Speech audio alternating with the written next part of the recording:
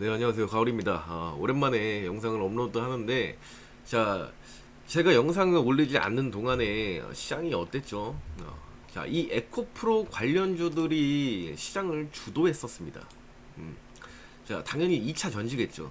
그래서 뭐 SK 이노베이션 그리고 뭐 LG 엔솔 이런 종목들도 각광을 받기도 했고, 특히 눈에 띄었던 거는 지금 대부분의 개인 투자자들이 이 에코프로 그룹주들에 대한 얘기를 많이 할 겁니다. 이게 정말 100만 원을 넘어갈까? 100만 원이 아니라 150만 원까지 넘어가는 모습을 보였죠. 차트만 봐도 올해 초만 해도 20만 원도 안 하던 주식이 무려 150만 원까지. 그럼 몇 배죠? 거의 7배에서 8배 정도 올랐습니다. 말도 안 된다고 생각을 했지만 결국에 이뤄냈죠. 근데 이거는 어, 많은 사람들이 얘기를 하지만 자, 이 에코프로 이 2차 전지는 시장 규모가 큽니다. 다양한 이 속에는 다양한 것들이 있죠. 예를 들어서 제가 강조했었던 뭐 폐배터리라든지 이런 것들도 다 포함이 되어 있는 겁니다. 음. 그래서 이 2차 전지 에코프로의 산업에 대해서는 앞으로도 150만 원 이상 갈 겁니다. 하지만 중요한 건 이 단기간의 상승은 당연히 항상 급등은 급락을 불러오게 됩니다. 너무 과도하게 단기간에 상승을 했기 때문에 분명히 차익 혹은 우리가 뭐 흔히 얘기하는 뭐 주가가 뭐 피로도가 높다, 잠깐 쉬어간다, 차익이 나왔다 이런 얘기를 할 겁니다.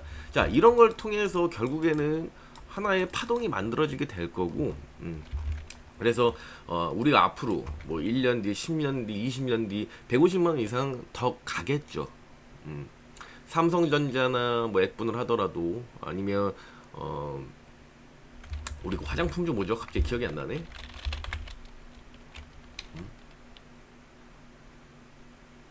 아모레 퍼시픽. 자, 아모레 퍼시픽. 자, 이렇게 주가가 많이 올라가면서 항상 액분을 이렇게 하게 됩니다.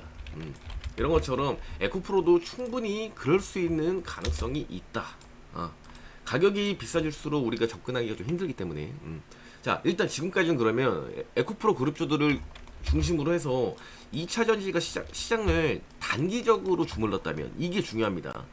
장기적으로는 2차 전지예요. 근데 지금 단기적으로는 해먹을 만큼 해먹었다.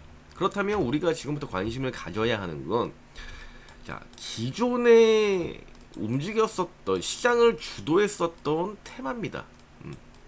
그럼 기존에 우리가 이 2차 전지가 시장을 이렇게 휘두르기 직전에 우리가 올 상반기에 어떤 테마가 유망했었는지 어떤 테마에 수급이 들어갔었는지 그거를 봐야 됩니다. 지금은 왜 결국에 이 테마라는 거 그리고 시장의 수급이라는 거 계속 얘기하지만 2차 전지가 결국에는 가장 유망한 산업이 될 겁니다. 장기적으로는.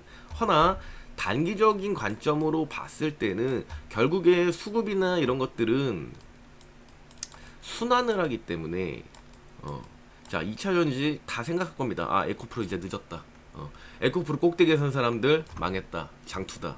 10년 이상 봐야지. 이렇게 생각할 겁니다. 그러면 우리가 단기적으로 자, 2차 전지 끝났어. 그러면 기존 테마에서 다시 수급적으로 수산이 되는 그런 테마들을 잡아내야 합니다. 그래서 우리가 이제 오늘부터는 2차 전지 외에 제가 항상 폐배터리를 항상 강조했지만 폐배터리 앞으로도 계속 볼 겁니다.